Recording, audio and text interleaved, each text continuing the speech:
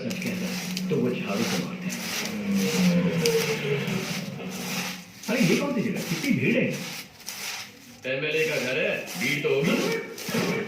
तेरी झाड़ू वाली का घर। अरे मरना है क्या? अगर स्वर्ग देखना है तो मरना तो पड़ेगा। अच्छा स्वर्ग तुझे मिले और मरूं मैं? तूने मुझे शहीद करने का सोच ही लिया तो बढ़ रहा आगे।